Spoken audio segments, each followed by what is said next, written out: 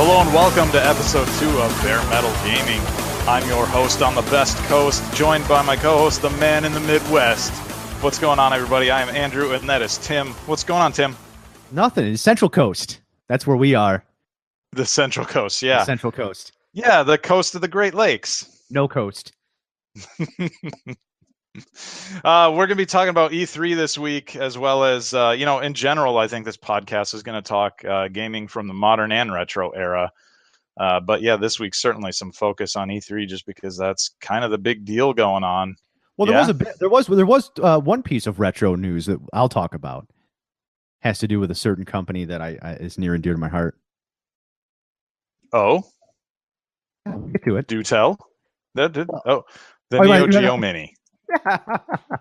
Of course. How did that work? Come on. Right. Yeah, I saw some of that too. The sort of official demonstrating of it. At least, I don't know. I saw a lot of people on Twitter who had phone footage of oh look, I'm fucking playing this thing. Here it is. It's in person. But yeah, I didn't see much else. I have thoughts. Do share. Wait, are we gonna do them now? Yeah, let's get right into it. E3, we're recording this. E3 2018 just happened. Hot takes abound of so-and-so won E3, so-and-so lost E3. It's like, you're all morons. Nobody wins or loses a conference. God. Yeah. Just I'm guilty of playing that game. I did it. I'll do it this year too. I haven't done it yet, but I'll do it this year on our show. I'll play that game. I'll play that game. Yeah. When there's a hardware announcements, I'll play that game. Oh, okay, fair enough. But yeah, when it's an off year and it's you've got Sony, the market leader by not in a substantial margin. Leaps and bounds. Yeah. And then you've got Nintendo, who's just off just printing money with their own thing. Yeah. How do you pick winners there? Because it's Sony's going to continue to sell a lot of stuff. Microsoft's going to continue to sell some stuff, and Nintendo's just going to continue to just rake in cash from every demographic possible. Whatever. Totally, yeah. That contest always. Sorry, I didn't mean to cut you off. You know what? It's E3 2019. We're going to be talking about. I'm gonna crack a beer. Oh, that's right. Yeah. You mean 2018? You said 2019. I'm hopeful. We'll visit that comment again in a little bit. I think that was a Freudian slip. But yeah, no, man. I think those who won contests always just boil down to what excites me the most, and I can get behind that just because if you're passionate about this stuff like we are, then that's cool. That's fair. So, I just don't like that. It's just a dumb term. It's a dumb term. Totally. Yeah. Well, there's a lot of obnoxious fanboy shit that rallies behind that stuff and takes it too far and kind of ruins it for people. But the internet ruins things for people. I had no idea. Yeah. What? Let's talk about that Neo Geo Mini, because I want to know what you know that I don't know about it, or at least I want to hear your thoughts if there's no new info. So lay it on me. So it's definitely an emulation box, as everybody knows. Mm-hmm. Mm-hmm. Different games depending on the region. North America has more action games. Japan has more fighting games. Not sure how I feel about that, but okay. Yeah. And then the actual shape of the cabinet is ever so slightly different. Colors aside, the actual control panel, it's a smooth surface on the Japanese one. It's got a weird beveled edge on the other territories one. International version, they're calling it, I guess. Yeah. But the Neo Geo forums, people are talking about there. A couple people had hands-on time with it, and they said that the joystick, such as it is, feels like an analog stick. It does not have click. It does not have obvious four-way directions. Mm-hmm. It feels like you're slinging around an analog stick. And the really crappy part is that translates into the game pads that they're releasing alongside of it that are styled after the old Neo Geo CD game pads. Because the original Neo Geo CD game pads were wonderful. They had the beautiful clicky joysticky D-pad thing with actual micro switches in it. Same as the Neo Geo Pocket had. And it's much more analog feeling. Doesn't really have those clicks, which is a bit of a bummer. I almost think though for a stick that little, I might. That doesn't sound bad to me. The whole thing sounds bad to me. The whole thing is just ugh. Like, Yeah, I mean, if I'm gonna be playing it with my thumb, though, I can't imagine like gripping it. What am I gonna do? Grip it between my thumb and my pointer finger? Like, is That's what that a lot how of people you're are doing. Yeah, expected? that's what people are doing. Yeah, and it's That just dreadful. seems that seems And weird to me because it's so little. I feel like I'd be pulling it all over the desk or wherever I have it. mm-hmm. Yeah, I mean, I've seen people, a bunch of people playing it. It's definitely wobbling back and forth as they're like the whole cabinet moves as they're trying to play it. It's just, it's a toy, right? Like you look at it like that's a toy, but you know you have HDMI out, you have USB-C ports for controllers. That's cool. Like I don't know. I'm a Neo Geo. I love the Neo Geo. Yeah, It's well documented. yeah. I am not the audience for this thing. If it comes in at a price point where it's just like throwaway money, it would be cool to have on your desk. Sure. Just running in a track mode, I guess. I don't know. But as it stands, I'm not really that interested in it. 'Cause I'm guessing it's probably going to come in at like $75 to $90 would be my guess. If that's the price, I'd jump on that just because I think it's a cool little novelty thing. And like you just said, having it run in a track mode, dude, that would be awesome. Having it on my desk at work, just running in a track mode in the background, that'd be cool. Yeah, I don't know. It has its place. Yeah, it's got HDMI out, right? So I could hook it up to a screen and I could use a controller on it. Like, I kind of dig on that. The emulation's got to be good quality, right? And I would like to hear about some kind of development like Hackchi or something like they came out with for the NES and SNES Classic stuff.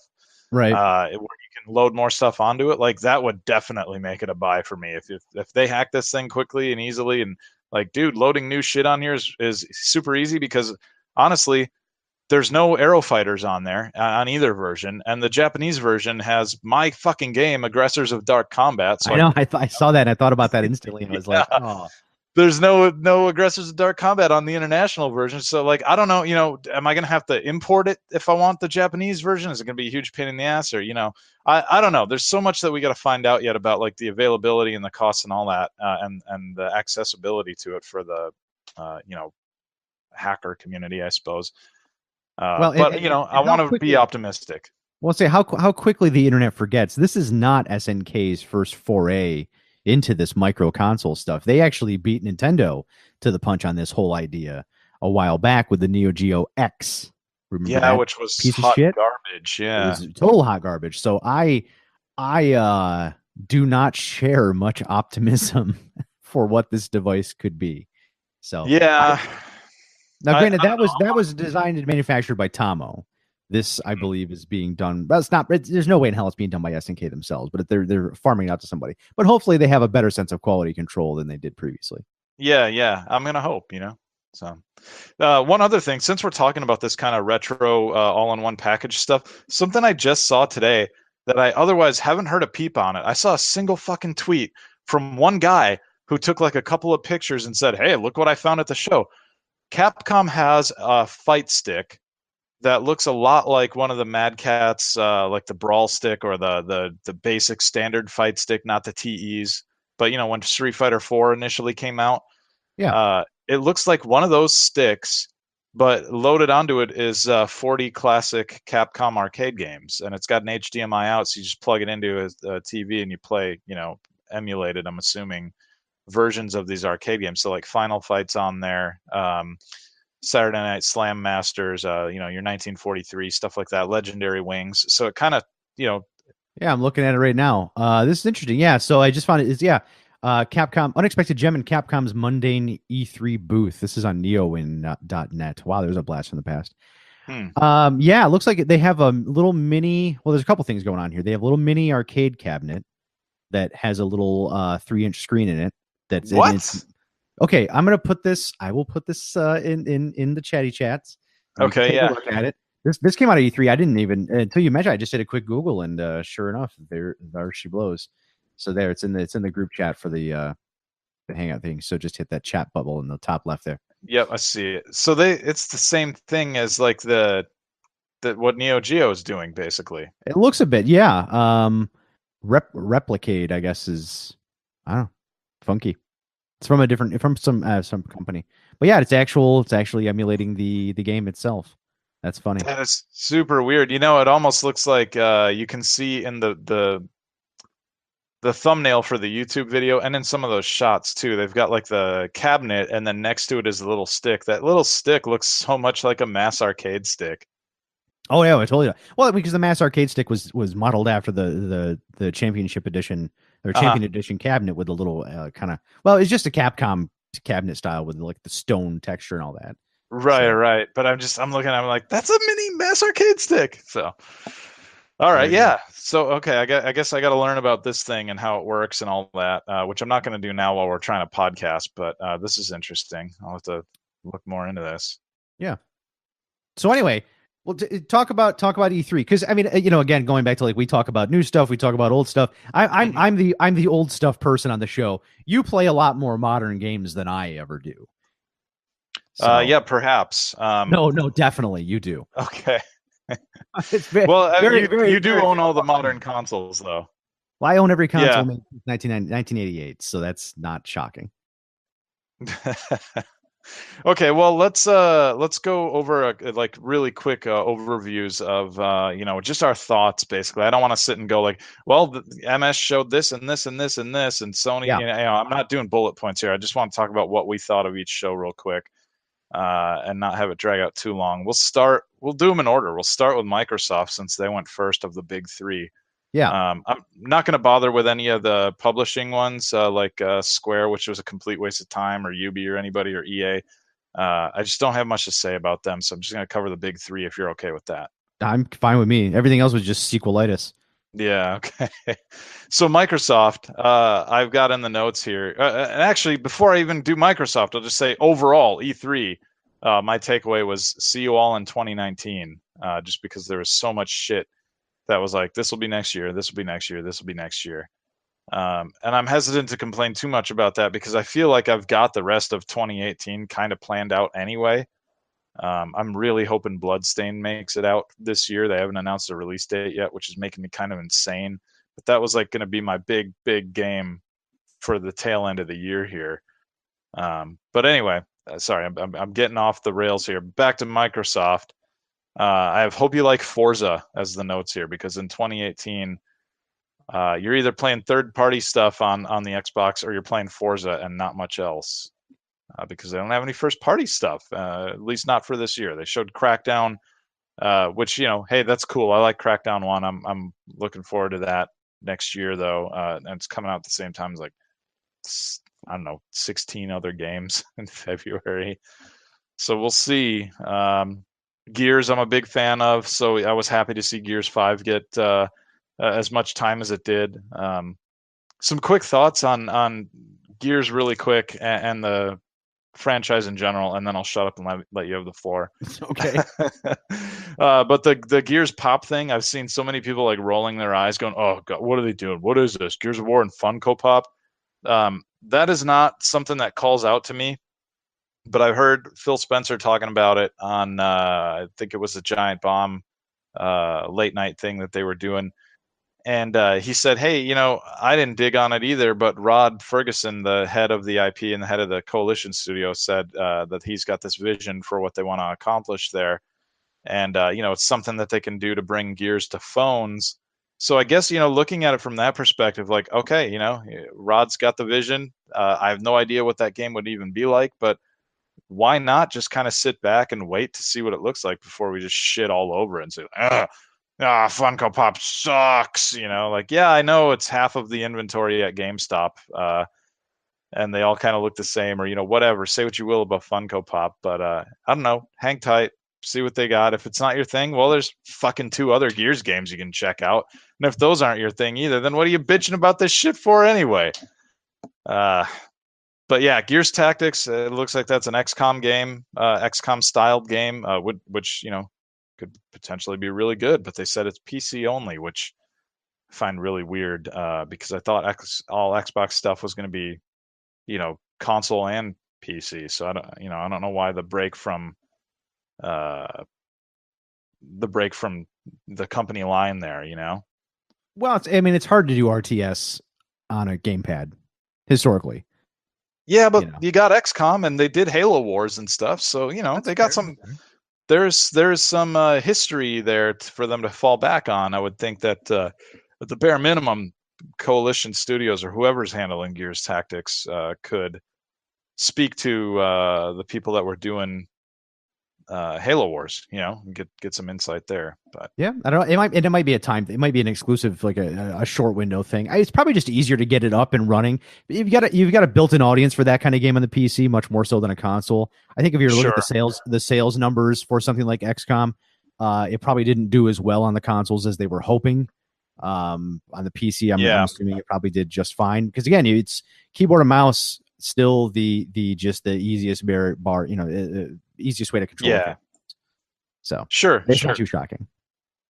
I think you definitely have some good points there, especially with the sales numbers there. I'd heard that about XCOM, but so maybe they're looking at that too for now and just figuring let's get a working thing out there on PC and then can take our time bringing it to console because there's just no rush. Maybe I don't know. Yeah. Well, and it's important to know, like, if it's been done for Windows, it's trivial to get it running on the Xbox One. In fact, it's the same compiler. You get the same code out of both, and it just works in both places. So it's not a big deal. If it's done for one, it's literally going to work on the other one. Sure. So it's probably just a matter of time. It's a matter of time. Because I thought the little bit that I've seen of it looked cool. I want to play it. So, but you know me, I'm so resistant to playing anything on PC because I fucking upgrade my graphics card and all that, And this is not a good time to buy a graphics card. No, God, no, it's not. So Gears 5, I'll be quick about this. Of course, I'm excited for Gears 5. I'll talk more about that on future shows as it gets closer. I thought the footage looked really good. I'm excited to see them.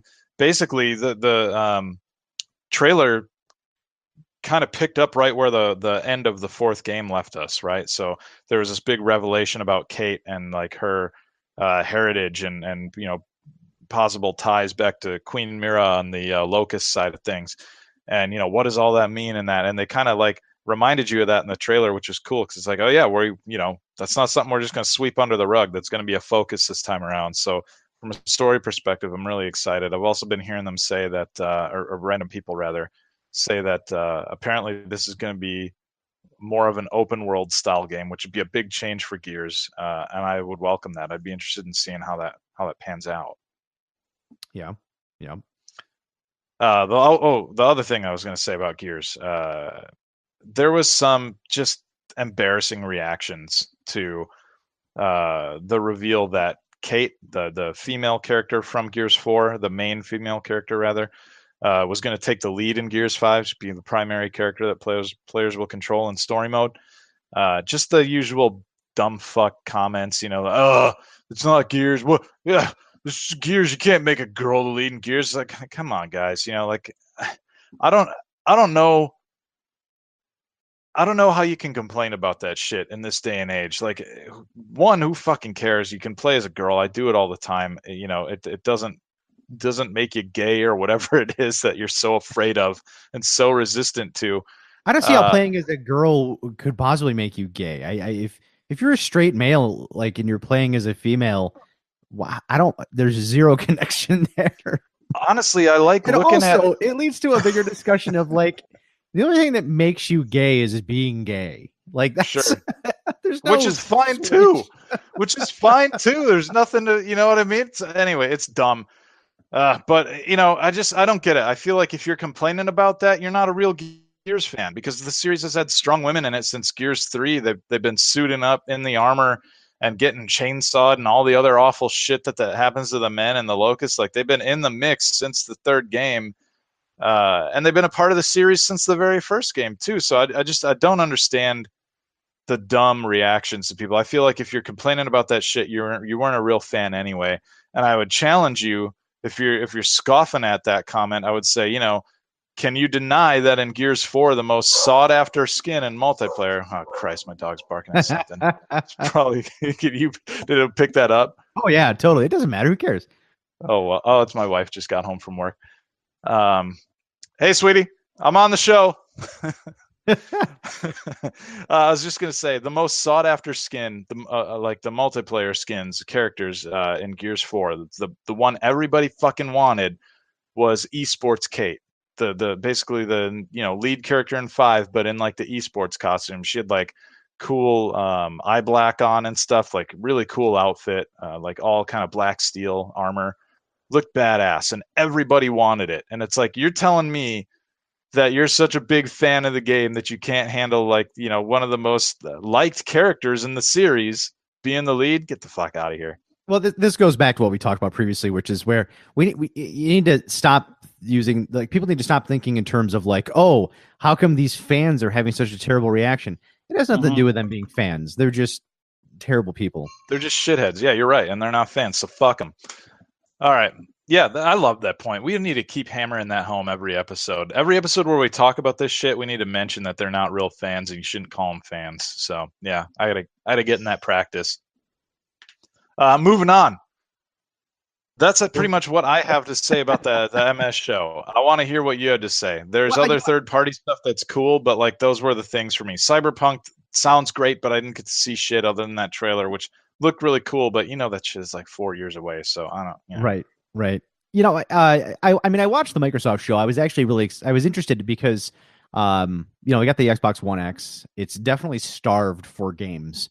Most everything I have picked up for it or will be picking up for it is stuff from like it's old games brought over, like I think the next big game I'm excited about coming out is like Tempest 4K.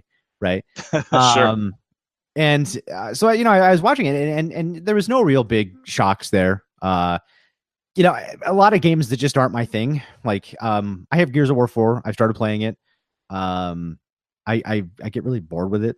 I know that you are going to be like, you're seething over that comment.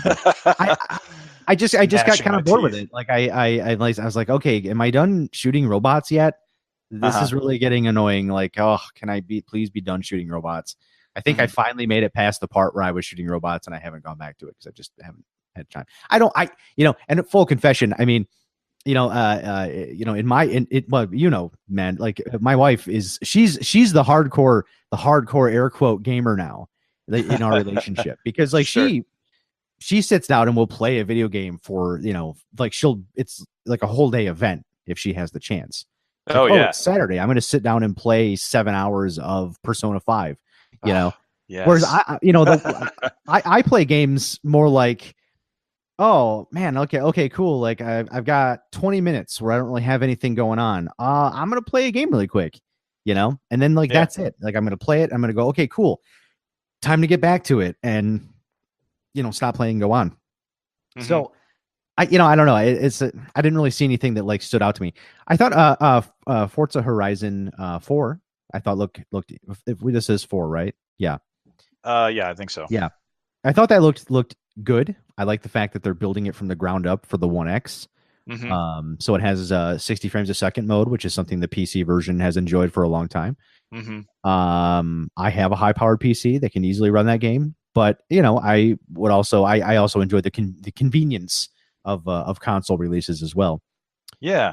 So I might check it really out. Good. Yeah, it sure looked good, man. And because we talked about Onrush in the last episode, and it's like that. I have like this. I have this racing game hole in my heart, and it's like I'm pining.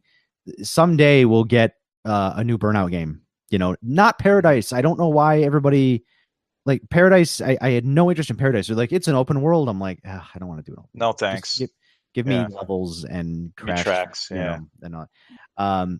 So until that day comes, something like Forza Horizon, because I played Onrush and I was hoping Onrush was going to be a new MotorStorm, but it wasn't. Yeah. So I still have that racing game hole in my heart. I do too. And while Forza is not usually my bag, it looked really pretty. And I didn't know this because I just don't pay attention to the series. But my other buddy Nick told me that it has rally mode in it. And if Sega's not going to make a new fucking Sega Rally because they just hate money, then maybe I should check out the Forza Horizons rally mode. Maybe that's got what I'm looking for. Oh, maybe just remind me. Maybe they'll bring Sega the Sega Rally 3 for the Xbox 360. Maybe that'll get backwards compatibility. That was their last outing, and that was really good. Oh, that'd be awesome. Yeah, I'd like. Well, to because see there was the because did you ever play that game? No, okay. Not. I mean, not at any length, right? I got to play it once, but not like I didn't own it. But here's the deal. The disc game that came out, Sega Rally, right? Mm-hmm. they made this beautiful game, but it was much more of a sim game. Like it had simulation style controls. It wasn't very arcadey. But then the AM4 team, or Smilebit, I guess as they are now, they took that game and they put all of the wonderful Sega Rally arcade physics into it and released it in arcades as Sega Rally 3. Okay. Mm-hmm. And then then Sega brought that game to Xbox Live Arcade and just called it Sega Rally Arcade. And a lot of people skipped it because on the surface, it's using all the same graphical assets as the disc game that came out, but it couldn't be more different. It is a Sega Rally game. Okay. Yeah. So anyway, just gotta be thinking about that. That's cool. I actually didn't know that. I didn't know that it was out on consoles. Well, a lot of people don't know that. Yeah, right. No, I had played the arcade version of Sega Rally 3. At least I'm fairly positive that that's what I played. There's also another. Maybe you can help me identify this game. I've been trying to figure. Is it just Sega GT? What is the other one that's like very like Daytona, kind of Ridge Racer ish? Yeah, Sega GT or Scud Race if you're in Europe. Okay. Yeah, that was actually that was a Model 3 game. I actually had that in the arcade I worked in. We had a 2-player machine. Yeah. I was in New York. We had cool games. Sorry, I got to play both of those at the same arcade one time, and I really liked them both. And I always remember being really in love, especially with Sega GT, because there was this cool track that I was on that had like a section where you drive through and a tunnel that goes into an aquarium or an aquatic zone or whatever.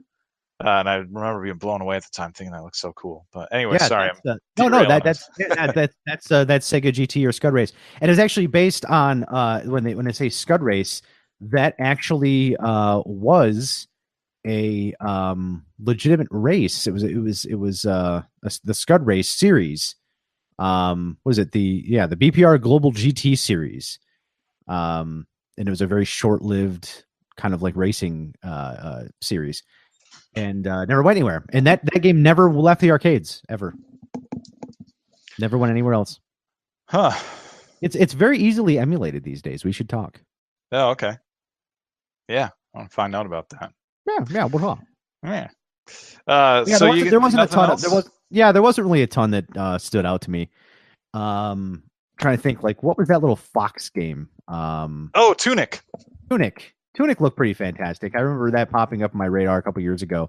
But then seeing it there, I was like, okay, I'm into that. That looks fun as hell. Yeah. So, yeah, I got that kind of, classic Zelda / 3D Dot Game Heroes vibe, and I was like, yeah, that's cool. Yeah, I think it'd be all right. So I mean, I'll check that out. But at the same time, it's like this time last year, I was feeling really excited about like Super Lucky Tale, and that game turned out to be not so great. So I'm cautiously optimistic. Sure. All right. Yeah, the Microsoft conference was, I don't know, there wasn't a whole lot of surprises. I know, like you said, a lot of people lost their mind over Cyberpunk. Whatever. That's cool. CD Projekt Red had a cool thing. Did you know the keys? When I was watching it live, I saw when they interrupted the feed and I saw the keys stream by. I'm like, oh, those are Microsoft keys for something. And sure enough, it was for full copies of The Witcher 3 Game of the Year edition on Xbox. And I believe there were 14 altogether, and they were all gobbled up within 2 minutes. Oh wow! Jeez. Yeah, internet never forgets. I know. Yeah, it always just one depresses me and also impresses me at these code snipers who just hang out on the internet and they must just constantly have a fucking tab open on their PC ready to enter a code at any goddamn time. Something. I mean, I have no idea. If a person does that, I don't know how. Like, what are they accomplishing with their life other than just simply consuming shit? I literally don't understand. I don't either. I don't get it. They'd had to paused it and picked one of those out, and then be like, I already own Witcher. Thanks for nothing. Cyberpunk. Everything I'm hearing sounds so good, but I'm really, I'm reluctant to spend too much time talking about a game that's, probably, honestly, realistically, I wouldn't expect to see it for at least 2 years. I think more likely 3, maybe even 4. It wouldn't surprise me. No, I think Uh, it's sooner than that. you think so? You think Yeah, sooner than 2? CD Project Red doesn't tend to tip their hand until they got something. You think sooner than 2 then? Mm-hmm. Oh wow, interesting. I would like that. But hell, if I'm honest, I'm I think reluctant we'll to see. get We'll excited see it about in stuff. 2020. Okay. Yeah, All right. So a year and a half. Um, or 2 years technically, but if it comes out in the summer or fall, whatever. probably fall. Yeah. That'd be my guess. It's a big game, so they want to release that kind of. They don't want to release that stuff in the summer. They want to, especially considering they're kind of like catering more towards a more mature audience with that. Get it in the winter when people are inside, not really spending all their time outdoors. I suppose, yeah. Although if they came out in the summer, they'd have a lot of time where they're the only game, they're the big game to play because everybody else has got Q1 and Q4 on hard lockdown, Yeah. apparently. We'll see what happens. I don't know. Yeah. All right, let's talk about. So, what was the next one? Was Sony the next one? No, Yeah. Nintendo was technically the Nope. second one, right? Or no, Nintendo's Sony was. last. Yeah, Okay. it was Sony. Nintendo's last. So, I mean, so we have a PlayStation 4 in the house. Amateur, not pro. I like my PlayStation amateur style. Sure. With a webcam. Right. Yeah, it's more real. Yeah. Like I'm like, oh, it looks like real girls. Anyway. Yeah, we have a PlayStation 4 Pro or Poor. Sorry, PlayStation Poor. Is that what they call it now? Yeah, PS Pleb. Yeah, and yeah, my wife plays the bejesus out of it. I have games on there that I've bought that I've never returned to. Like I bought the Battle Garega M2 collection. So I was like, I love Battle Garega, and then I haven't gone back to play it. Sure. And then like King of Fighters 14, like I played it quite a bit when it first came out, and then it just kind of fell off, like all video games do for me. Yeah. So I mean, it was it's it's especially for me. I spend more time soldering game systems than I do playing them. It's weird. Okay, so I don't know about you, but the standouts for me were, of course, The Last of Us 2, which the first one of those is one of my favorite games of all time. It might be my favorite game of all time, depending on what day you talk to me. So I really liked what I saw there. I thought the trailer was very visceral. Yeah, it was pretty goddamn brutal. Like right away you see the dude, getting hung, and they don't just stop at hanging him, but they pull his guts out and leave him hanging there with intestines hanging out of his guts, and it's just like it's so nasty, it's so mean spirited, and there's a part of me that, like,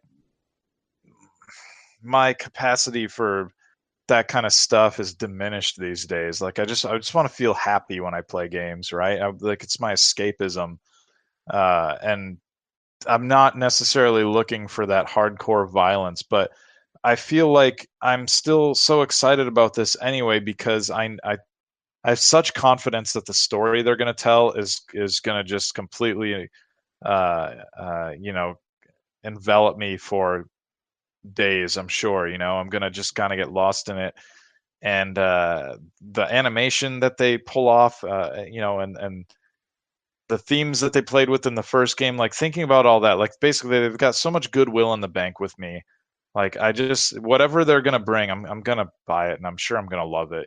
So I'm really excited about it just for those reasons. But holy shit, the gameplay footage that we saw, really, really like next level stuff. It looked incredible. The animations and stuff. There was two things that really stood out. One, there was a scene where Ellie's under a car, and this lady bends down to look under the car and check to see if she's under there. Yeah. You saw that? Yeah, I watched the whole thing. Okay. When Ellie shoots her, you see the bullet hole in her head, and then she like just kind of slumps forward and crumples down, and it looked so goddamn believable the way that played out. Yeah. There's no like silly ragdoll physics or whatever where like you know what I mean, something just like ridiculous looking happens or anything. It was just kind of on another level as far as like a death animation goes. And then there was another shot of this big guy that she's fighting, and he's swinging this big heavy weapon, and the way that dude moves was really impressive. There's this one, I think he gets hit after he he makes a swing, and I think he takes a hit, and it looks like his knees buckle a little bit. And everything about that was just like, wow, look at all that detail in there. Like, just how much time do they spend just working on character animations alone? Because I'm kind of blown away by all that. Well, I mean, I can peel the curtain back a little bit for you and explain like how all that is done. Do tell. Well, I mean, so you mentioned Ragdoll, and that's a physics based animation model, right? So Yeah. that's using what we call inverse kinematics, where you're creating a skeletal structure inside of an object, and then the physics of the world get applied to it. What you're seeing in those kinds of demonstrations is very heavily scripted. A lot of scripted events. So you're looking at the animation of like when she's under the car, right? Like that was scripted. That was 100% scripted. Like you look at the who's the guy that did the game like Detroit something human? David Cage. You look at his games and how everybody's like, oh my god, they look so real. Like, how does he do that? It's like, well, it's simple. It's all very scripted events. These things are going to happen. It's like playing Dragon's Lair back in the day. Like these events are going to happen. You're just getting to push a button and feel like you're helping to make it do it right. Excuse me, right? Sure. Sure. The same kind of thing's happening here. Now, is it inherently, or were they pulling a fast one? No. I mean, maybe. It depends on how. Like, it's a heavily. It's like a roller coaster ride, right? You're on a track and you don't get to deviate. You're on or a haunted house, where it's like you're on that track, you're going through it, and these events are going to happen, and that's. If you're getting entertained by it, or you're having some kind of emotional reaction to it, then I guess mission accomplished, right? So, yeah. But I mean, that's what's happening there. That's how they do that. Yeah. Because I mean, with all the motion capturing and stuff, they know exactly what's going to happen. They know exactly how long that event's going to take place, so they can time everything out. Sure. Yeah. What you're describing took place in the first game as well. But it's really good at masking it, because you have a certain level of freedom to decide what happens in what order, and or like where it happens in the first game, right? You get these scenarios where Joel or Ellie will have these encounters with enemies, and they'll be looking for you if they don't already know where you are.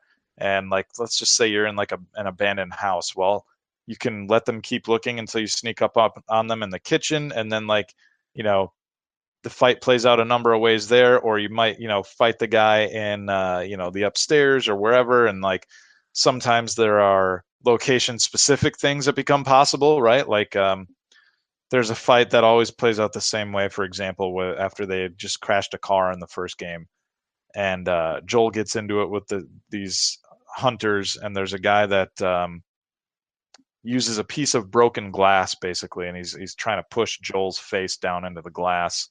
And then you kind of reverse it and stick him on there instead. And that always plays out the same way. But then like the rest of that encounter is very free form. It's very like, do your thing, use your guns, you grab a brick if you want to, run up on him and melee him, however you want to tackle that. And I saw a lot of that same kind of that same kind of formula at play in the trailer for Last of Us 2. And that's pretty exciting, because looking that good and playing just like the first game in a lot of respects, with some improvements here and there, some new moves. Like, for example, I saw Ellie trying to get away from those enemies. They were in like some abandoned store kind of thing. It looked like they were like magazine racks that she kind of shimmies in between to get away really quick. That looked like that could be a new move that, in the context, in the right context, in the right place, where you can apply that, could be something that you do. Which would be new and cool, cool toy to play with. Yeah, but like I said, I mean, it games are entertainment, right? So if you're being entertained, there's I don't know, because back in the day, it used to be so easy, especially, I mean, for me, it was always so easy to spot target render footage or pre-rendered footage, versus current. Right. Yeah, it's a lot harder now. Well, yeah, it is a lot harder. But there are some certain tells, and when I was watching that, I was like, okay, this is a heavily scripted environment. Clearly, like they've even probably gone so far as to they've scripted everything that the person who is air quote playing the game has done, so that everything happens at a really specific time to give the best demo. But I do believe that they were showing off the actual in game, right? Because we know what Naughty Dog can do. They do this every damn time. So I don't know, like They're, whether they're the game wizards is, over there. they really are. I mean, they know how to, they really know how to optimize hardware. You know what does it? I mean, it's the same kind of thing with like the next, like another game we're going to talk about here. It really comes down to art direction. Yes. Art direction plays a tremendous part in selling the believability of a world, and they're fantastic at that. They all going all the way back to the original Crash Bandicoot games. Yes. Because Crash Bandicoot came out, alongside came out against Mario 64, and and was reviewed quite favorably, even compared to what we now consider to be one of the greatest games of all time. Yeah. I do not, but that's a story for a different day. But really, if you look at Crash Bandicoot, and even if you look at, one of the big complaints back then, they were like, comparing Mario 64 to Crash Bandicoot was like, well, Mario 64, you can go anywhere you want. And Crash Bandicoot, you're kind of on a track. It's like, yeah, but you're still having fun, right? Like sometimes you don't need to go everywhere if where you are stuck going is providing you with an entertaining time, right? Right. And, totally. So I mean, it's that same kind of thing back and forth.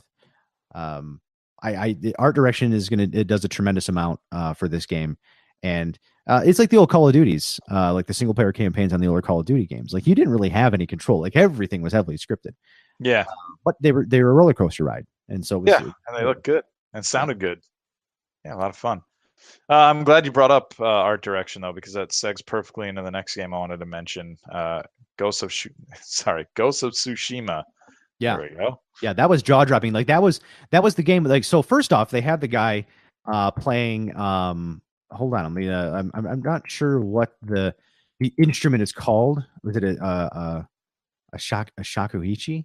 Yeah, I think that's might be what it is. Yeah, a shakuhachi. That's what it is. I'm probably the guy on stage.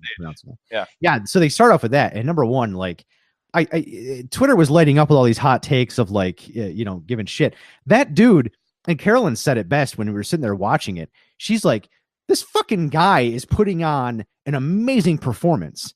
She's like, this is like fucking John Coltrane levels of like instrumentation and musical talent happening on this fucking stage. And she's like yelling at the screen. She's like, put your fucking phones down and pay attention to this guy who's performing this amazing music. And I'm like, yeah, fuck you. Right. And like hot takes all over Twitter of just being like, this is fucking dumb. And it's like, you people have no appreciation for the fucking artistry. But for me, that kind of just whetted the appetite of going into that game and seeing the art direction. Now, again, how much of that is pre-rendered? I don't know. I mean, we are at a point where the lines are getting blurred. I think there was a lot of heavily scripted events, but there was nothing that we haven't seen in like the Rocksteady Batman games, right? That kind of action. So it wasn't too crazy, but the art direction is what made that game just simply work. Like when they get to that final battle between him and I forget her name in the character name. In front of that sunset with that fucking maple tree behind them. Oh my god, with all the leaves and stuff coming down. Right, with the bokeh effect post filter they've got applied to it. And it's like that was an art direction choice, right? And it was an amazing one. It was amazing. And whoever did it needs a raise. Yeah, and and right there I was like, okay, this is a game I'm very interested in. And I'll admit, until I saw the Sony logo, I was like, is this an Onimusha game? I'm like, this might be an Onimusha game. It was not, obviously.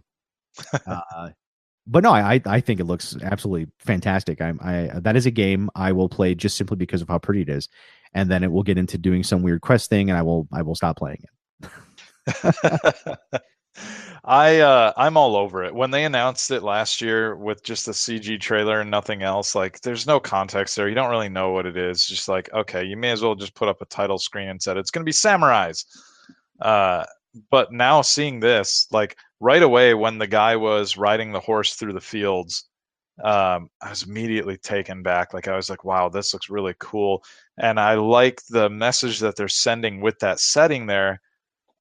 Because it took me back to, what it reminded me of immediately was Tekken 5 has a stage called Moonlit Wilderness. Yes. That is the stage. That is the fighting game stage by which all other fighting games are judged. Yeah.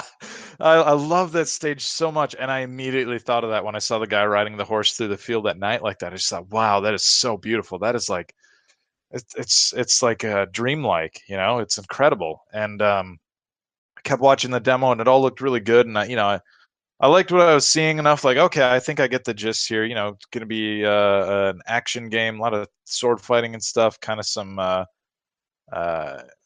hint of fantasy in terms of like, you know, what the combat looks like here and there, right? But then when they got to that showdown you mentioned, that duel underneath the maple tree with the sun setting in the background, I was just like, this is why I play video games like this. Like this kind of game, right? Like I go to this kind of game for a specific kind of experience, like an escapism, like I mentioned earlier, where you just kind of exist in this space. You can like be in there, and you're not in your living room anymore. You know what I mean? Like you are transported to this spot, and just watching that video, I felt like I was there already. So Yeah, I was really 100%. really impressed. Really impressed. I cannot wait for that. I thought it was just so beautiful. And I know that people were kind of picking apart some of the animations and stuff. I went back and watched this whole thing afterward. Oh, and I got to go back to what you said about that performance. The guy on the Yeah, I yeah. I jokingly called it the oboe or like something else as we were watching it on the. I got together with my friend Nick, and we were kind of like live chatting it for the Movecast show thing. With some of our other friends, and we were all just kind of like watching and reacting. But I was doing it on Other friends besides me? What the fuck is this? the other I've never project. heard of this.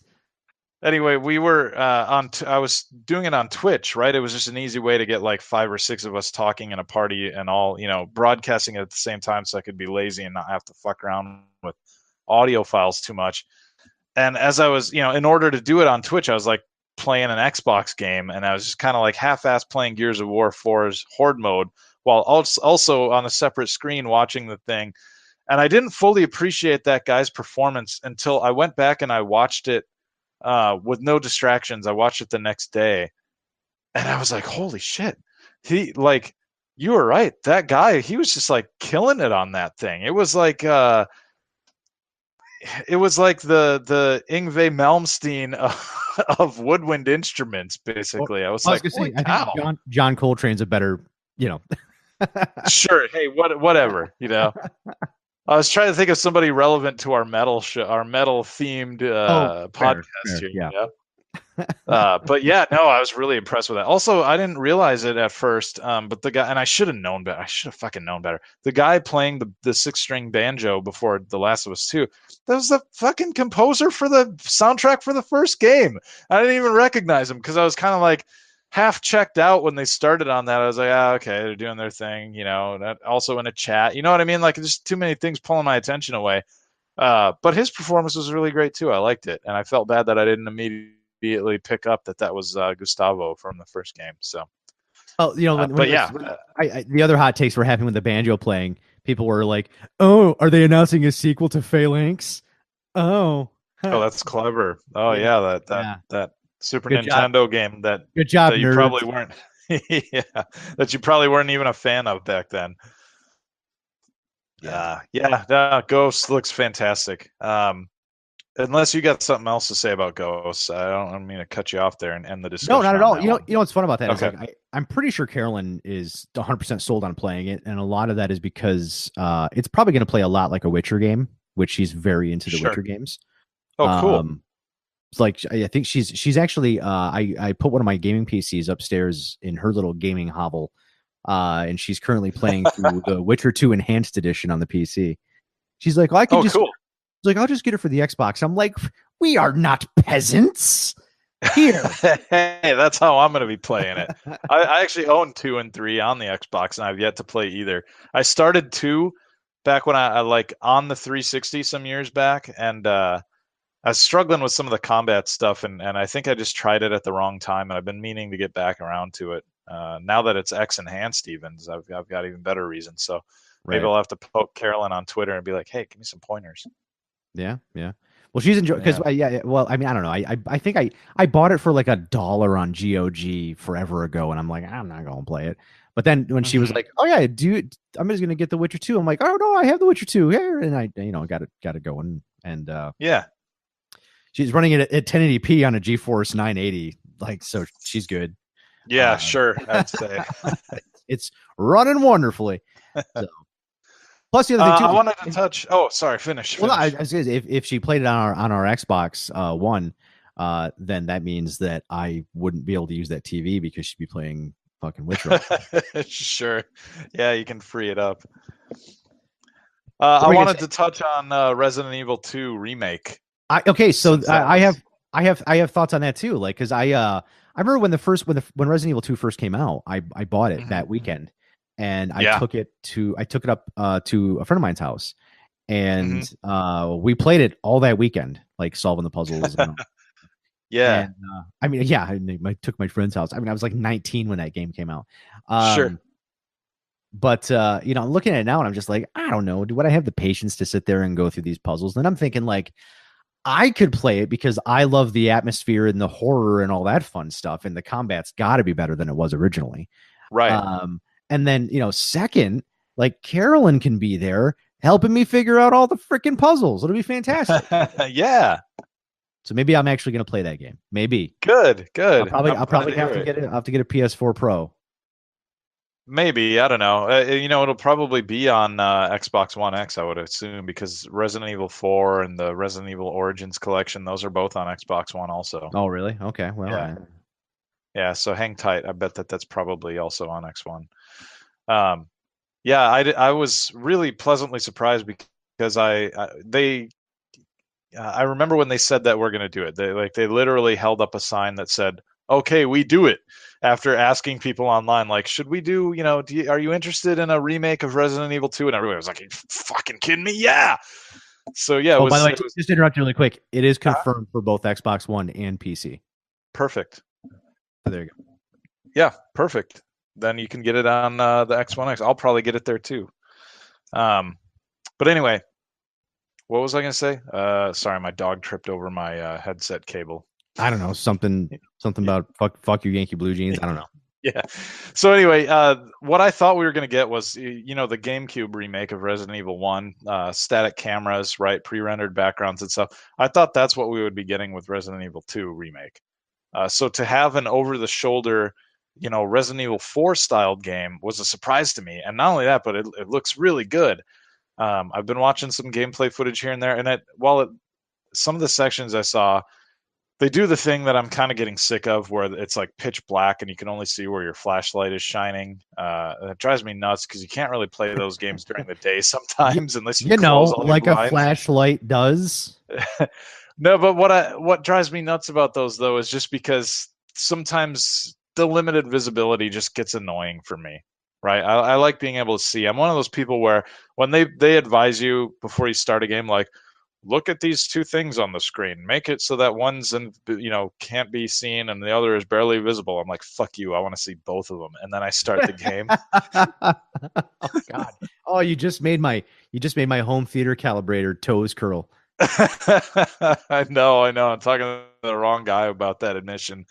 But I don't make them both like, glowing in the dark. But I do generally prefer my things a little bit brighter, just because it drives me nuts when I want to play one of those games during the day, and I also at the same time don't want to close every fucking window and blind in my house and make it like a movie theater, because sometimes it's just inconvenient. So anyway, I'm excited about it because I think for me a lot of the fun is going to be revisiting those locations from the original game. I remember it well. I even replayed it about halfway through. I took a trip back home last year, and I fired up the game on the plane out there, and I played it the whole way out and then the whole way back, and had a pretty good time. And I was like, yeah, Resident Evil 2 is pretty damn good. It holds up, still enjoy this. So now going back and revisiting a lot of those locations, but seeing them look cool and, probably with some new twists here and there will be really neat. I like seeing Mr. X showed up in the trailer that they showed on stage that day. And I still remember being hounded by him and feeling like he could be around any corner. So yeah, I'm excited. I think it looks really creepy too. Have you watched much of the footage other than the trailer from the press conference? No, but the demo's available for download, right? I was going to grab that tonight. What? There's a demo? I thought wasn't there a demo? Like somebody was playing it. I thought I saw on YouTube like Maximilian Dude or somebody was playing it. Oh yeah, I assumed that he was playing it because he's who he is on YouTube and they gave him access to it or something. I didn't know that there was. That's fair. If there's one that you can download, I'll definitely be playing that. No, I guess you can't see what. But what am I on a gaming podcast? I don't know these things. Yeah, right. No, yeah, I'm excited. That's all I got to say about it. I'm excited. Those were my highlights from that show. Death Stranding. I don't know, man. I don't have much to say about that. They've shown us so little. It's kind of like they really shouldn't have announced that game as early as they did because it's been 2 years so far of like just bizarre footage and nothing. And I think I'm starting to see a little turn in some of the public opinion on it. People are, for 2 years were like, oh, it's gonna be so good. It's, Kojima. Yeah, he made some good games. I like the Metal Gear series, but I needed to see gameplay, and then we got to see gameplay, and what I saw was just kind of Metal Gear. I don't know. It was like Metal Gear Walking Simulator, if anything. I have no opinion. Whatever. I can speak as somebody who I work in creative industries, and I can tell you that very often limitations make for more compelling creative solutions. And if he is working completely unfettered with an unlimited budget, this might be his Shenmue. I'm just saying. Are you? I'm sorry. I need to. I'm sorry. I need to understand this. Are you dogging Shenmue with that comment? I am saying that Shenmue did not live up to the expectations. Listen here, you motherfucker. I will cut you. Come on, man. Yu Suzuki, he hired an actor that was only doing voiceover by how much he resembled the character he was playing, not by how well he could perform. Come on. I know. Missteps were made. Okay. But listen, I love Shenmue. I'm actually really excited to replay it this year. I'm going to get the collection and play both of those games again. So, yeah. I can't get through it. I tried. Oh, really? I bought them because I still have my like European copy of Shenmue 2 that I bought forever ago. Sure. I've tried to go back and play them. I'm like, these are just not my thing, man. Like, it's just not. That's okay. They're not for everybody. And I know in some respects they've really aged poorly. I think control-wise. Especially control-wise and in a lot of other ways too. But those games came out at like I've got a special relationship with those games. I was coming into, adulthood when those were out, and I was traveling a lot at the time.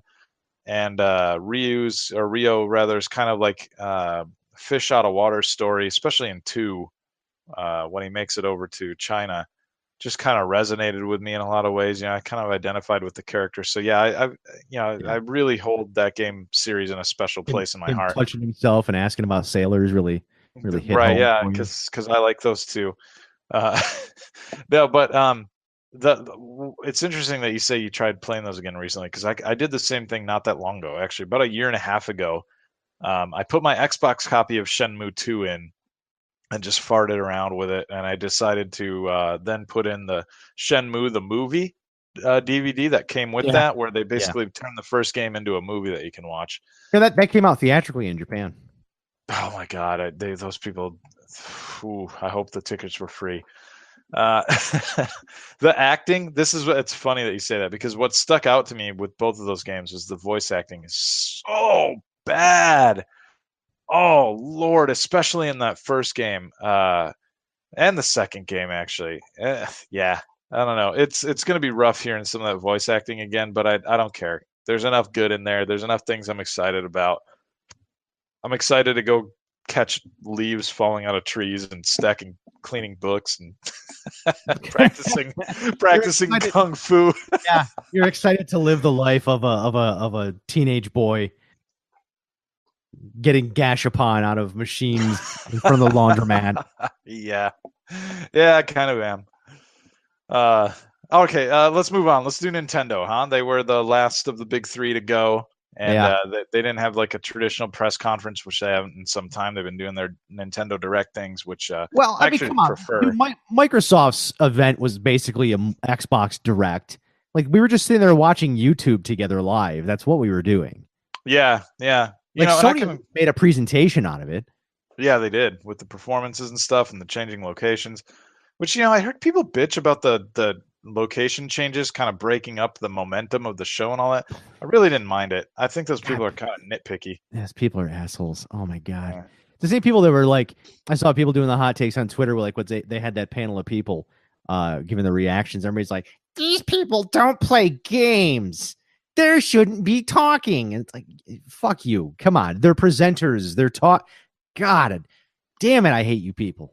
Yeah, I Anyway, think all those people play games or they wouldn't be in the industry in the first place. But everybody plays video games these days. yeah, Everybody plays video games. yeah, no kidding.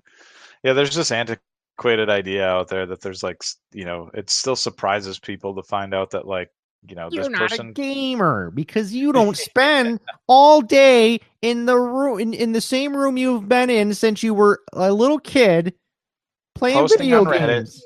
Yeah. Yeah. When I go to my Anyway. part-time job at the gas station down the street and I come home, well, when I come back to my parents' house, I should say, you know, it's, Yeah. Okay, Nintendo. Hope you like Nintendo. Smash, because if you don't like Smash and you're not excited about Fire Emblem in 2019, both of which are me.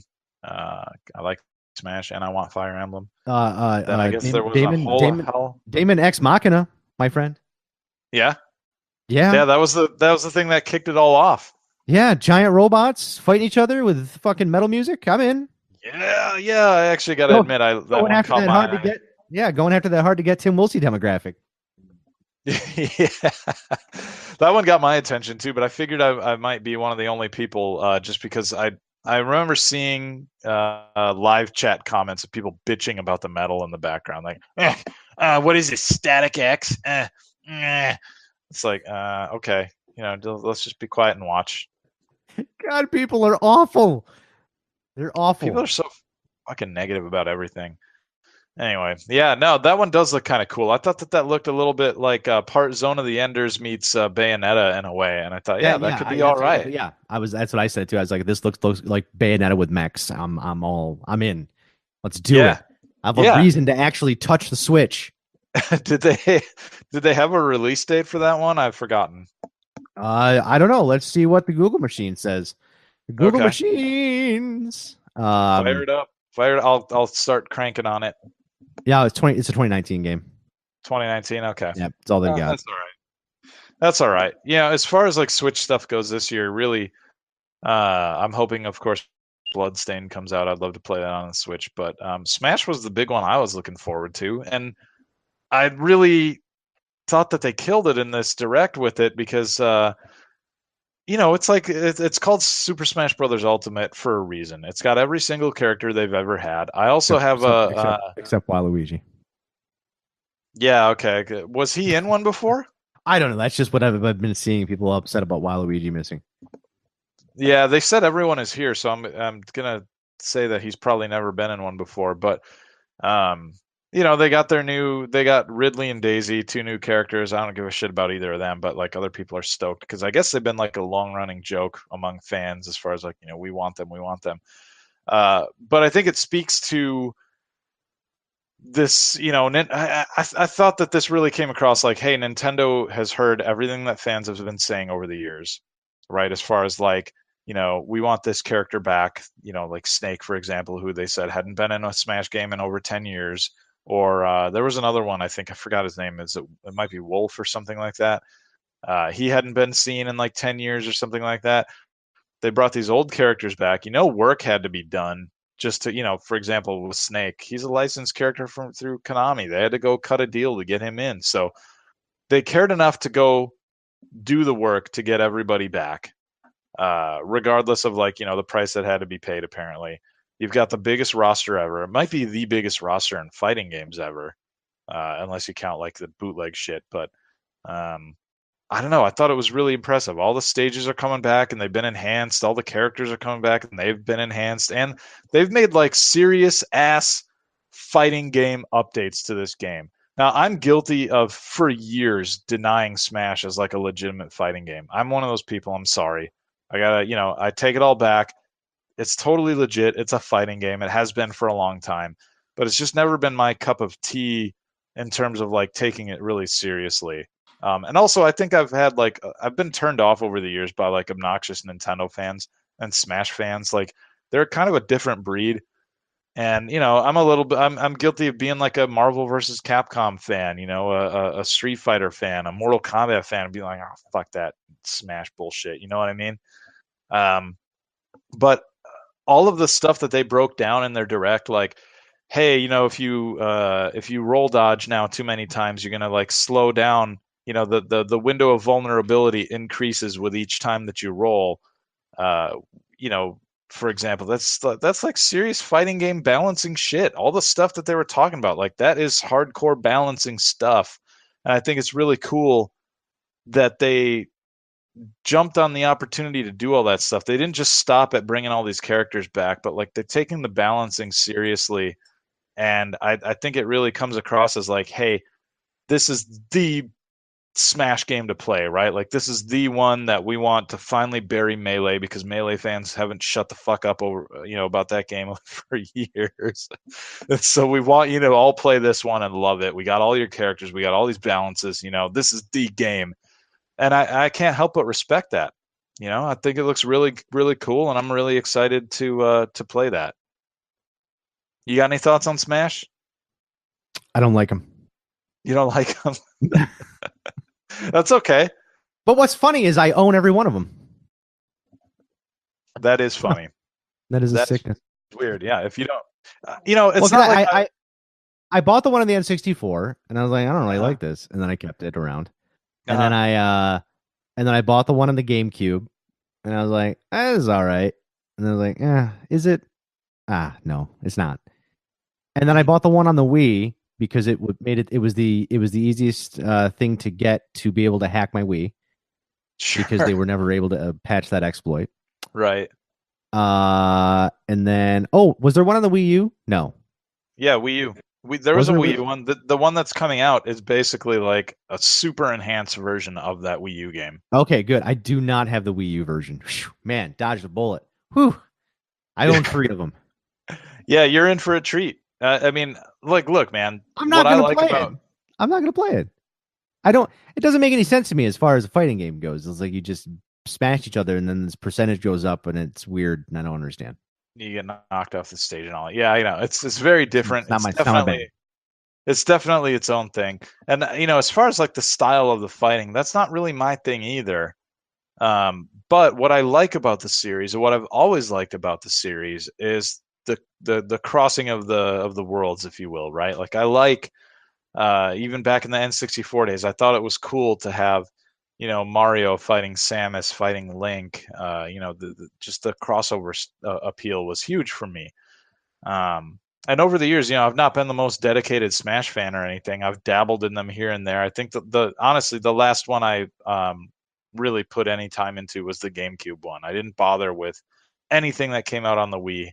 I almost got the Wii U version because I was really excited to play as Bayonetta and some of the other guest stars like Cloud and Ryu, for example. I thought that was really cool that they were in there. And for whatever reason, I think just other stuff came out and I kind of let it slide. And then, when I got the Switch, I was like, oh man, I really hope they bring that Wii U Smash over, because I would like them to bring over those characters again, so I could have another shot at playing at them or playing with them rather. And they've done that now.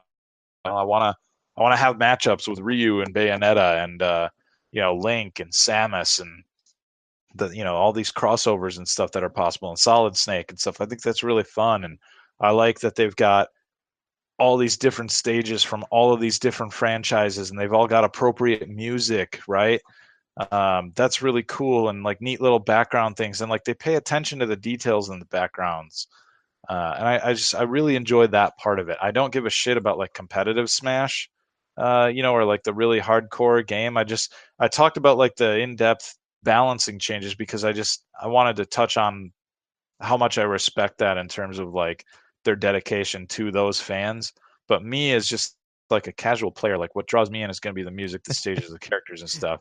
And I'm excited for all that. You're all serious about it. You're like, just it's just me, man. I'm not trying to like. I don't want to hurt your feelings, Smash fans. I'm just a boy. Oh no, girl. Smash fans are smelly nerds. Yeah, all the way. Yeah, yeah. When's Marvel, right? Marvel, baby. So Pringles. You know what? Marvel Yeah. vs. Capcom 3 is a hunk of shit. I'll say it there. I like Marvel vs. Capcom 3. It's Marvel vs. Capcom Infinite. Infinite is the one that I don't like. It was poop too. They're all trash after the first one. Even Marvel vs. Capcom 2. Too many characters. Too many characters. No, you're fired. This podcast is done. There's too many characters. No, shut up. We're too many amazing crossover battles. I can't handle it. I love Marvel vs. Capcom 2. It's so one of my favorite. Dreamcast catch on fire. Made my Dreamcast catch on fire. Yeah, because it's so hot. Yeah. So yeah, I don't know, man. Slow down on your fucking Magneto juggle. Coupled with your Gambit follow up with Trick Card. Gambit was not in Marvel vs. Capcom 2. The fuck he wasn't. You want to fight about this? Wait, was he? Oh, he was. He totally is. He totally is. Oh my god, I'm embarrassed. I'm gonna have to edit this. Edit the show. My weakness has been exposed.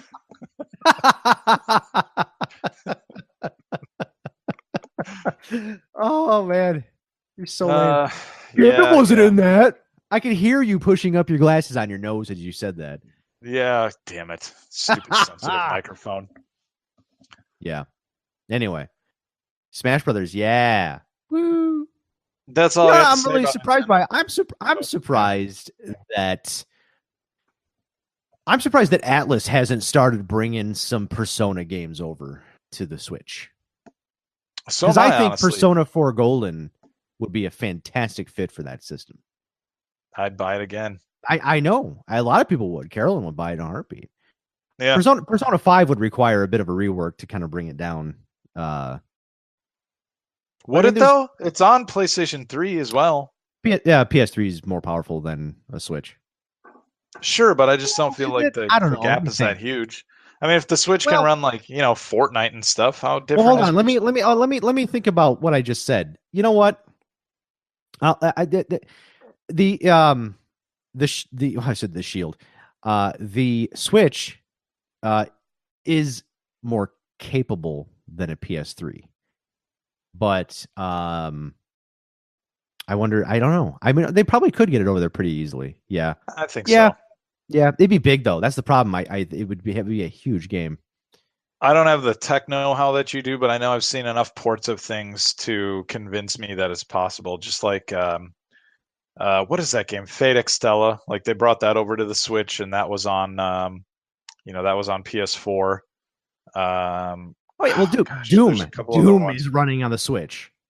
Sure, yeah, sure. No, I'm just thinking in terms of like games that look similar to Persona 5, though. In terms of it's not about that. It's very different kinds of stuff you have to consider. I get it. I'm just trying to compare apples to apples from my narrow perspective. I just don't have the know-how, y'all fancy people with your. I'm just a simple boy. Yeah, I'm a simple man from a simple town. All right, I like things simple. I like my beer simple.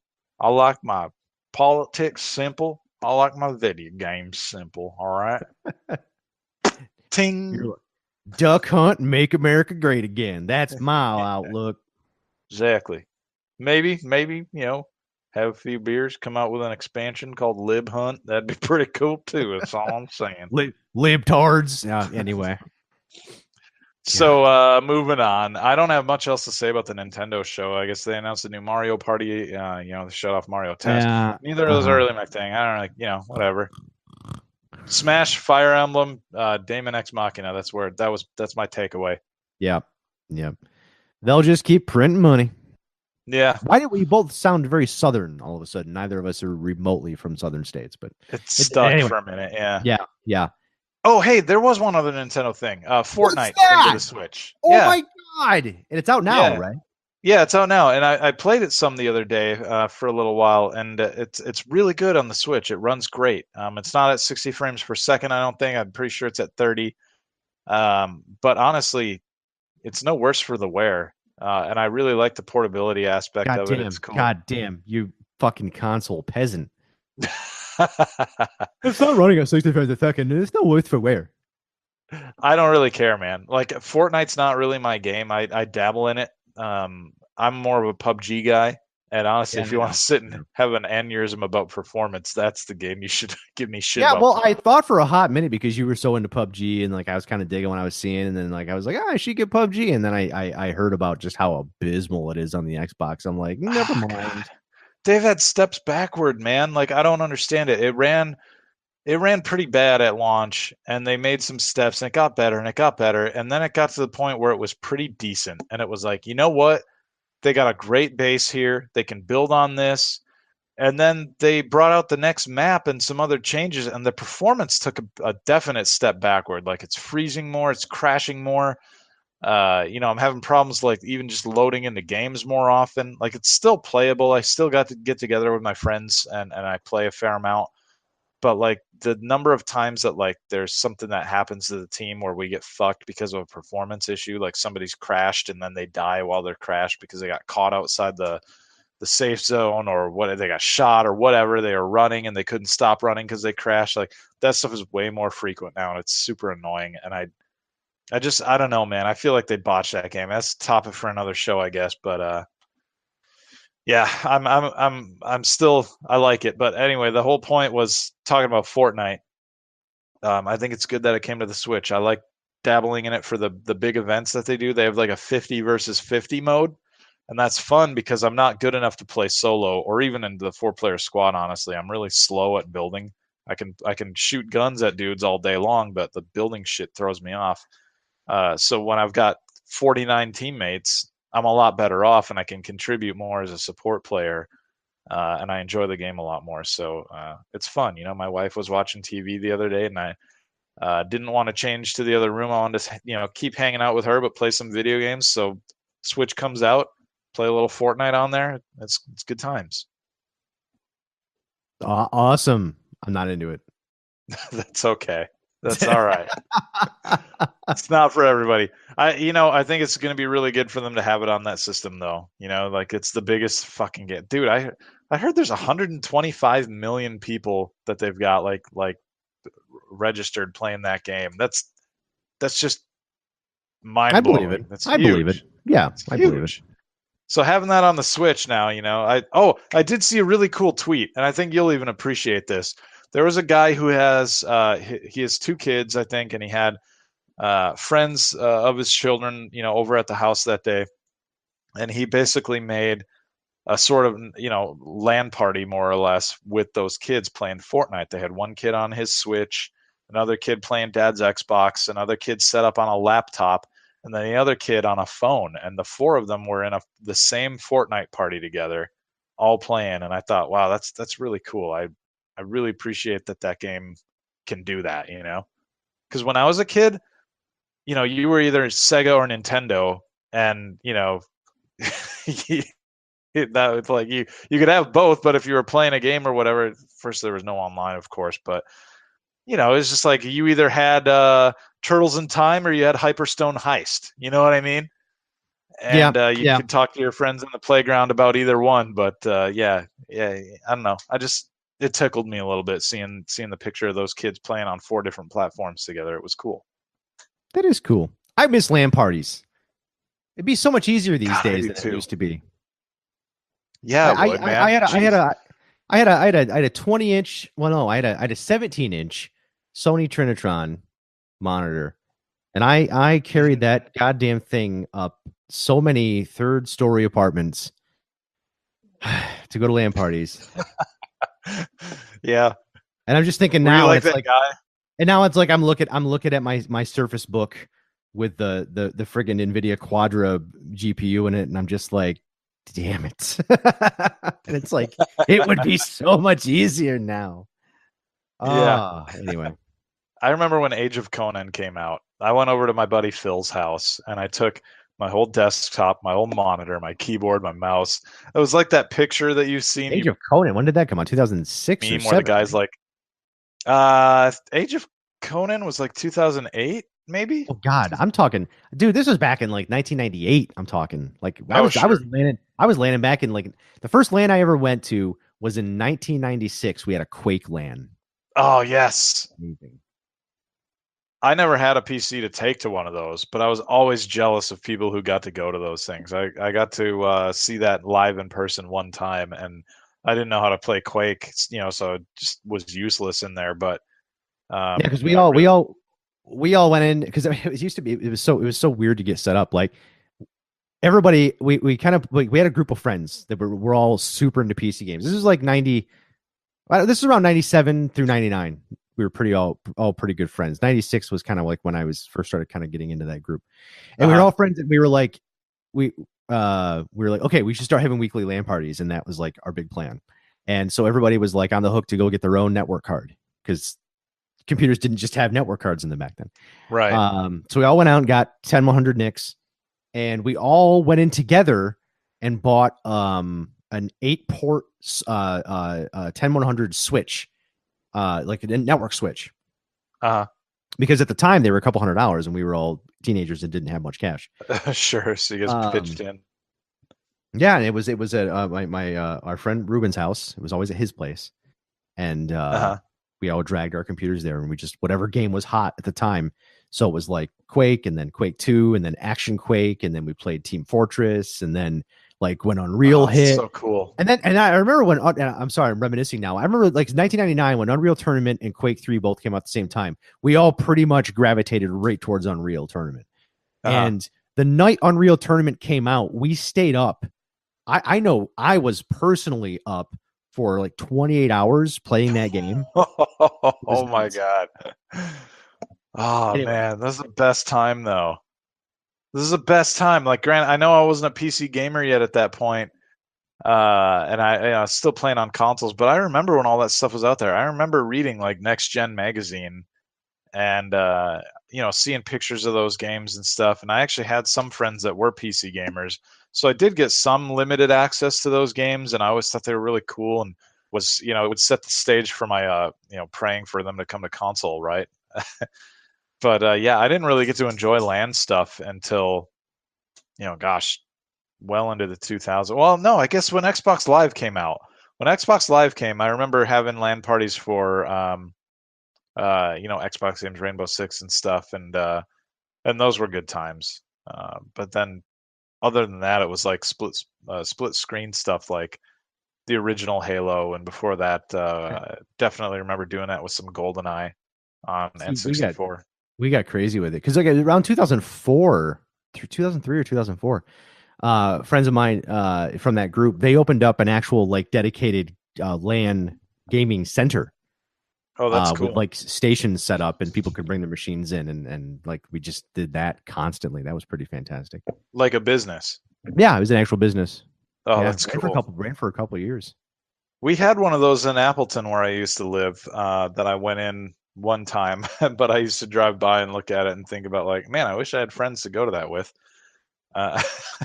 They had like probably 20 or so PCs set up at all times and running, whatever was hot at the moment. I always liked knowing that we had one of those that I could go to if I wanted. Anyway, yeah. I think that's all I had for E3 stuff. I think that's all the major conferences. That's all the games I wanted to talk about. Well, the only thing I have to add is completely computer related. But okay. Intel has announced that they are entering the discrete GPU market. So Intel is going to be making video cards real soon. Oh, really? Yeah. So bit of background for anybody that cares out there. So Intel processors, starting with the initial i series, so i5s, i7s, those they've had integrated graphics on those chips for a long time, right? They're not very powerful. They're good enough to show your desktop, play movies, all that kind of stuff. For gaming, very, very, very lackluster performance. Any computational intensive tasks like so 3D modeling, video rendering, those kinds of things, not great. Now, a couple years ago, well, about a year ago, Intel lured away a gentleman by the name of Raja Koduri, who was the head of the Radeon Technologies group at AMD. They lured him over to Intel, and people were like, well, what's he going to do? Well, it turns out he's heading up a graphics division for Intel. So they're going to be doing discrete GPUs. So now we're going to have 3. We actually have a competitive market, maybe, again. Who knows? Oh, good. Maybe prices will come down. No, that actually has nothing to do with any of that. It is everything that has everything to do with miners gobbling up cards as fast as anybody can make them. Yeah. All right, crush my dreams. So then. if Intel comes out with a discrete solution, they're just going to gobble that one up in its place. So, but it is pretty cool. But what's funny is like, so this is where I get to put on my old man hat. And I actually got to point this out on YouTube to the Linus Tech Tips channel because they did a big story on this. They're like, Intel's coming out with their first discrete video card.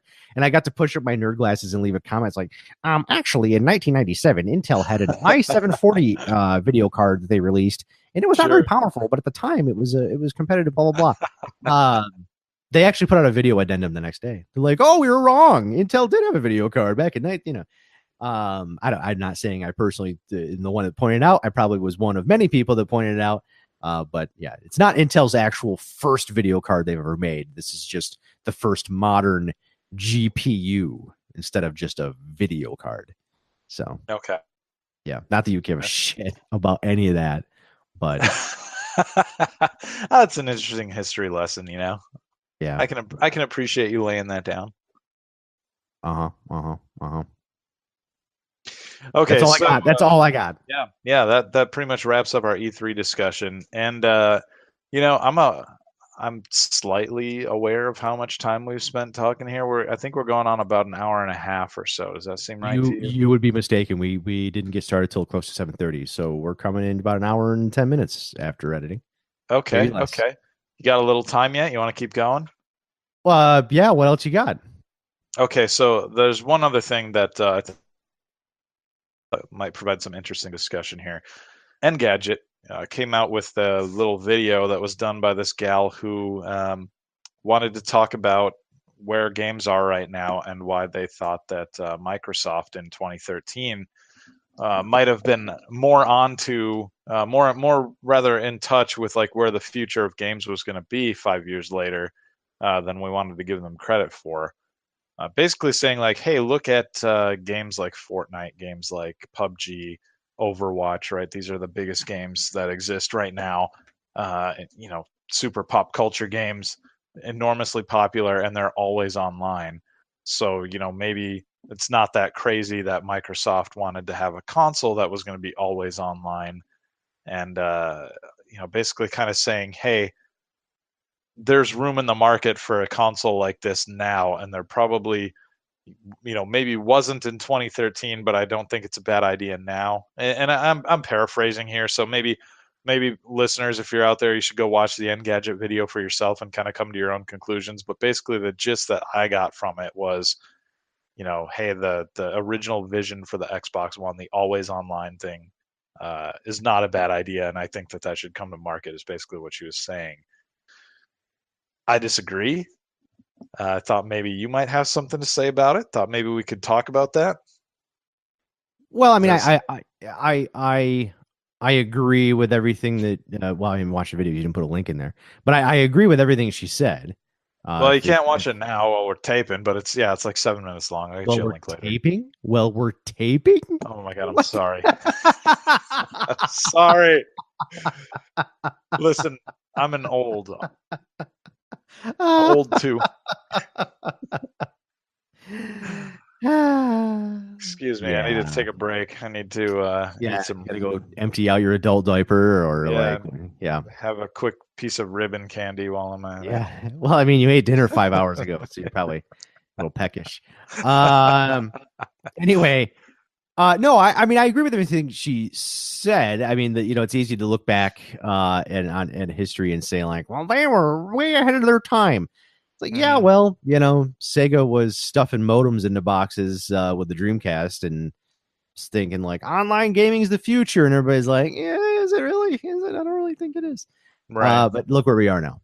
Mm-hmm. Now I see you said like, the Kinect was a large part of the complaints. Yes, I believe that. Yeah, I have that in the show notes. Yeah. Yeah, the Kinect was the Kinect was forced down consumers' throats, and that was a big problem with it. And further than that, yeah, I mean that is taking just a slice of what was originally pitched for the Xbox One and saying like, look at how right they were, forgetting the other 2/3 of it.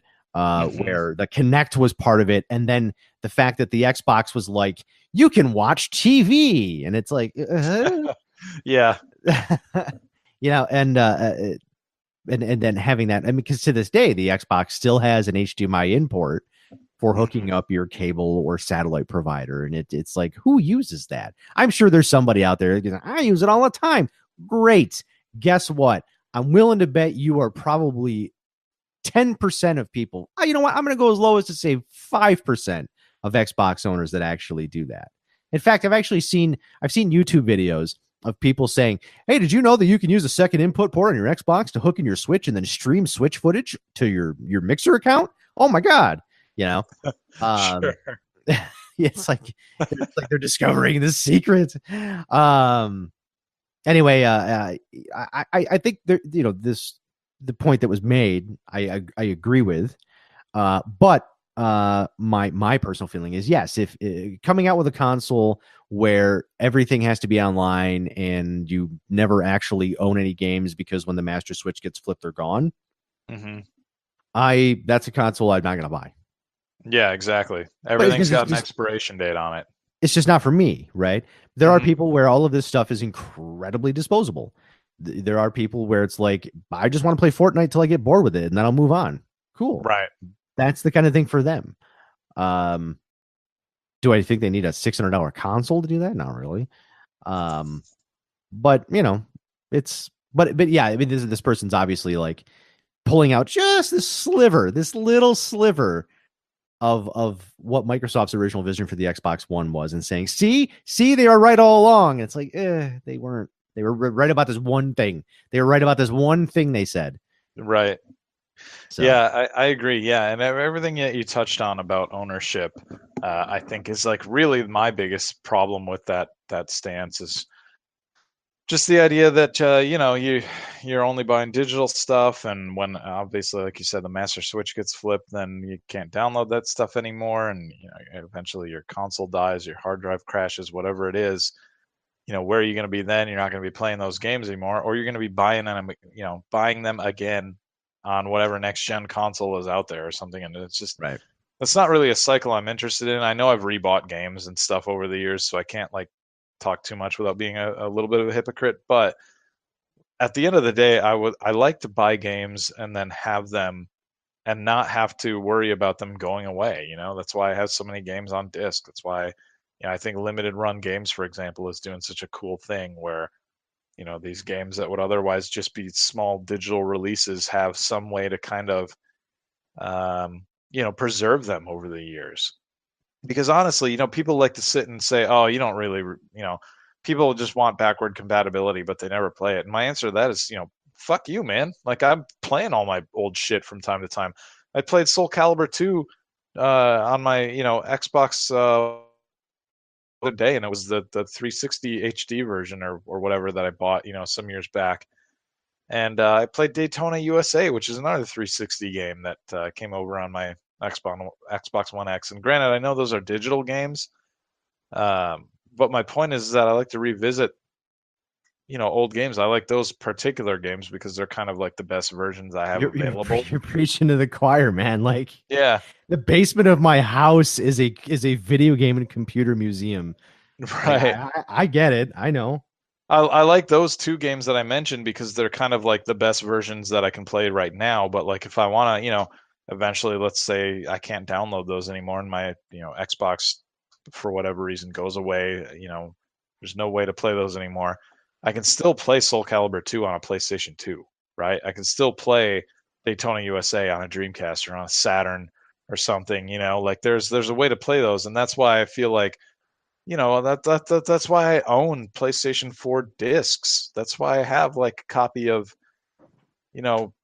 Killing Floor 2, for example, on the PlayStation 4. I adore that game. I could play the online, I could download it and just play that version of it. It was free on PlayStation Plus some years back or some. Yeah, I think it was years ago now. I think it might have been a year ago. Anyway, well, that's why I have a disc version of that because I want to play it later. Well, on the PC side of things, I've actually taken more to preferring to buy my games on GOG.com as opposed to Steam. because on GOG they're completely DRM free, right? So Yes. I can download that installer and I can keep it forever, right? Right. If I were so inclined. Whereas on Steam, the news just came across today that as of starting next year, Steam will no longer function on Windows XP machines, or they're not going to make Steam for Windows XP anymore, Sure. or Vista. A lot less Vista users than there ever were XP users. Now, granted, the stories are like, yeah, but who cares? Because that's like, nobody uses that OS anymore. This is correct. However, there are many games that I bought between when I joined up with Steam in 2004 and now, because up until 2008 or so, XP was what we used. So there are a lot of games that were designed for Windows XP and that don't actually function correctly on modern operating systems. Sure. A big example is the original Far Cry has rendering errors on anything not Windows XP, and I think there are hacks and different things you can do to get around it, but the surefire way to play that game and not have the actual like really noticeable visual glitches is to just simply play it on a Windows XP machine. And I have a Windows XP. I have the gaming machine that I used, that I built in 2007 that I had Windows XP on. I still have it. Sure. And I have Steam installed on it, and I have all of these old games on it. And I'm looking at it like this is the first time that I've actually had to be like, God, all those games I bought, I was always like, it's Steam. They'll never take them away from us. And now it's like, this is it. Like we're not going to be able to play those games anymore. That sucks. Yeah. Yeah, I completely agree, man. I really see that side of the argument. But there's nothing I can do about it because they're unlike, there are no physical versions of these games. Right. Like, yeah, I bought Doom 3 boxed, right? And things like that, but there hasn't been a boxed PC game in forever. Yeah. I mean, and people are going to be like, oh, yeah, there are. You can walk into Walmart and buy StarCraft 2. I'm like, okay, yes, there are some huge PC games that get box releases, but yeah, there's like far between. There's like 8 of them in the last, like right 10 years. Yeah, sure. And even then, you're buying a box with a Steam code inside of it. Yes, some of the time you are. Yeah, if you go buy a physical copy of Minecraft, shit, that even applies on the console version of like Minecraft, for example. Yeah, there's nothing in that box. Yeah, no, it's just it's literally just a card with a code on it. Yeah, no, you pay cash for the game. That's all it is. Yeah, yeah, no, I totally see your point earlier. There is definitely an audience out there who they'll play Fortnite, for example, for a hot 6 months, and then like they may take up playing, pick up games of basketball or something, and that's the thing that they go do instead of playing Fortnite, and they're kind of over video games. You know what I mean? Right. And you got to remember, as much as the hardcore gamers like to think of themselves as like the where the money's at, like we're the ones the game industry cares about. We're not. Mass consumers don't care about this shit like we do. Mass consumers don't sit around and have these fucking conversations of like, what's going to happen in 10 years when I want to play Fortnite? Right. They don't do that. They don't give a fuck. It's a movie of the week. It's the hot CD of the summer. They don't give a fuck. Yeah, totally. And there's a part of me that's going to be sad when PUBG closes down. I really like that game, and I'm eventually it's going to go away, and I'll literally never be able to play it again. And there will be people like there will be the teenagers of today in 23 years when they're middle aged and they start having their waves of nostalgia and regret wash over them, and they're like, right. I used to love playing PUBG when I was a kid. I wonder if I can get my hands on that. And then there will be like this whole upswell of like, oh, do you want PUBG? Oh, we come play in this server. We cloned it. Right. That kind of stuff. Yeah, it's tricky. Like it ties back to what I said earlier about Ghost of Tsushima. How I like to be in that space when I play games a lot of time. Maybe not with every game necessarily, but like with a lot of games, it's about hearing those sounds, seeing those visuals, kind of like putting yourself in that space and just kind of existing there. Almost like being in thing. Like it's at the end of the day, it's escapism, and it's really specific escapism. And there's a part of me that gets nostalgia for very specific games and stuff from years back. That's why I have, a copy of Rival Schools on the PlayStation 1 because I can't buy it digital, but I want to play Rival Schools. So that's why, throw in the disc and there it is. I can hear that music. I can look at those characters. I can laugh at the sounds and things like that and enjoy it, the silliness and feel like I'm, what, 18, 19 years old again. You know what I mean? Yeah, I And love that game when it came out. yeah, I love that game too. Still have my copy. Yeah, it's great. Well, isn't that game worth a bunch of money now? I think you can buy a copy probably for like 80 to 90 bucks. God, really? I know the one for the Dreamcast has gotten insane. Oh yeah, no, I don't have that one. But, yeah, I have that one still. Oh, that's cool. I show it to Carolyn and I'm like, hey, you want to see what $375 for the video game looks like? She's like, what? I'm like, this. That's crazy. Is that really how much it goes for now? Yeah, it gets about $400. Yeah. Wow, that's wild. It hasn't, but there's no. I don't know if I said this in the last episode, but it's like if there were better if the means to play 1-to-1 Dreamcast backups on actual hardware were better and more mature, I would jump on it and just sell the fucker. Mm-hmm. Because like I do that with my Saturn collection for games that are worth a bunch of money that I don't really give a shit about. Because I'm not losing anything. I have backups. I have backups upon backups. Not losing the ability to play that game. If I sell that copy of Rival Schools or whatever it was called on the Project Justice on the Dreamcast, I don't have a 1-to-1 backup of that. I mean, I could acquire one, and there are things out there. There's a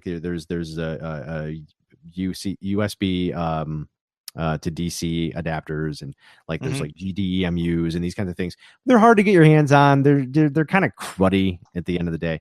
But anyway, I'm going off on a tangent. We should just have an episode where we just talk about like we should have a favorite games episode, and we should also have like a like Tim's random rare shit episode or something. Absolutely. Yeah, absolutely. Future show ideas. Yeah. Now that the E3 is behind us, I think the news cycle will probably slow down for a little bit, and we can definitely focus on like some older stuff and go off on all the tangents we want to on some upcoming shows. So we should wrap this up though. Yeah, we should. I think we've hit everything that we had on our list of topics that we wanted to make sure we covered. So I'm feeling pretty satisfied in that regard. I am as well. Excellent. Okay, well, hey, everybody, thank you for listening. Just a couple of quick announcements. We are on iTunes now. If you listened to the last episode, that was the first episode. That was also on iTunes, but I put it out on my YouTube channel before I think we had that situated. We had to post an episode before we could get an iTunes feed. Yeah. So. Yeah. So, but now you should be able to listen to the show on both iTunes and YouTube. So just go ahead and subscribe. And the episode 3, when we cut that, will pop in, and you won't have to do as much work for it. You won't have to go looking for it. And I have it on a good authority from our producer that she will be getting the links to subscribe directly through iTunes, also Google Podcasts, and then just a bunch of other podcasts. We are on. If you look on any podcasting service, you're going to find us.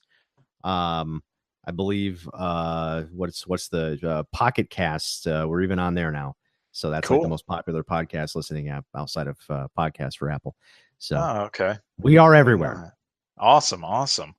Yeah, and we also have our site, which is just baremetalgaming.com, correct? That is correct, yes.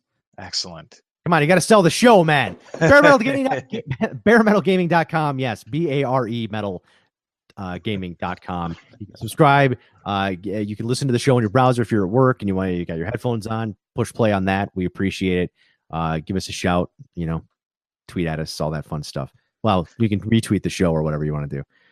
But yeah, exactly. Yeah, please spread the word. We'll be around. This is, I think, a thing that we're gonna do for some time here. So yeah, we're having fun with it. We're having fun with it. Yeah, exactly. You can find me on Twitter and on YouTube as Uno Il Nino, and the YouTube hasn't really had much added in the last, I think, few weeks here, aside from like our podcast stuff. But I do plan on revisiting the PSM magazine issues very shortly here, as well as some games picked from those issues that I'll focus on. So look for that in the real near future. Tim, what do people have that they can look for from you? I'm pretty much everywhere on the internet at Tim Wilsie, Wilsie, Twitter, Instagram. Yeah, that's pretty much the primary. I'm not on Facebook or anything. So, but yeah, I draw comic books. So if you're interested in that, I write and draw comic books. So if you're interested in that, by all means, follow me on Instagram and Twitter, because that's usually where you can find all that stuff from me. And Instagram is good because every once in a while I'll throw up random photos of my video game collection or computers or whatnot. So yes, sexy fight stick pictures. That's right. Yes, that Namco joystick is quite nice. It is very. I wish I had a second one so I could mod the bejeepers out of it, because that is a wonderful, compact, very comfortable case. So I wish I had two of them so I could push them together in hopes that they would make a third. You want to dock them? All right. Well, hey, thank you for hanging out, everybody. We'll be back soon. Next time.